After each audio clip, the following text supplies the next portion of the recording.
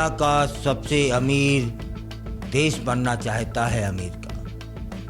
नमस्कार, स्वागत है आपका बेजोड़ रत्न चैनल पर, जहां पर आज हम बात करेंगे डोनाल्ड ट्रंप की नई योजना के विषय में, जो अमेरिका को दुनिया का सबसे अमीर देश बना सकती है।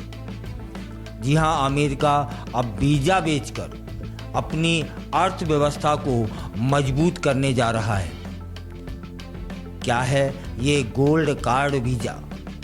कौन इसे खरीद सकता है और इससे अमेरिका को कितना फायदा होगा, जानने का प्रयास करते हैं। अमेरिकी राष्ट्रपति डोनाल्ड ट्रंप ने हाल ही में एक खास योजना का ऐलान कर दिया है कि जिसका नाम है गोल्ड कार्ड वीजा। इस योजना के तहत अगर आपके पास $5 मिलियन यानी कि लगभग 43 करोड़ रुपए हैं, तो आप इस गोल्डन वीजा के जरिए अमेरिका में स्थायी निवास पा सकते हैं।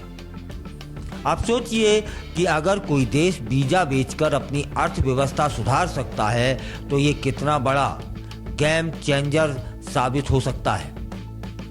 अमेरिका का लक्ष्य है वह 1 करोड़ गोल्ड कार्ड बेचे, जिससे वह अरबों डॉलर कमा लेगा। अब आपको बताते हैं कि इस स्कीम को लेकर दुनिया में कितनी जबरदस्त दिलचस्पी देखने को मिल रही है। ट्रंप प्रशासन के एक बड़े अधिकारी दावा करते हैं कि अब तक 1000 गोल्ड कार्ड बेचे जा चुके हैं और इससे अमेरिका ने $5 मिलियन यानी कि 43,000 करोड़ रुपए जुटा भी लिए। इतना ही नहीं, अमेरिकी सरकार का मानना है कि दुनिया में करीब 37 मिलियन लोग इस कार्ड को खरीद सकते हैं और अगर अमेरिका कम से कम 1 मिलियन गोल्ड कार्ड बेचता है तो वह $5 ट्रिलियन तक की कमाई कर सकता है। ट्रंप प्रशासन चाहता है कि धनी निवेशकों को सीधे गोल्ड कार्ड मिले, जिससे वे अमेरिका में आसानी से आकर बस सकें और वहां के कारोबार में निवेश कर सकें। आप जानते हैं कि गोल्ड कार्ड अमेरिका की अर्थव्यवस्था के लिए कितना फायदेमंद साबित होगा। ट्रंप कहते हैं कि इस योजना से अमेरिका को 3 बड़े फायदे होंगे। अमीर निवेशक अमेरिका आएंगे और वहां से पैसे खर्च करेंगे। नई नौकरियां पैदा होंगी। अमेरिका का टैक्स कलेक्शन बढ़ जाएगा। ट्रंप ने एक साक्षात्कार में बताया कि जो लोग गोल्ड कार्ड खरीदेंगे वे अमेरिका में पैसा लगाएंगे, टैक्स भरेंगे और हमारी अर्थव्यवस्था को मजबूती मिलेगी।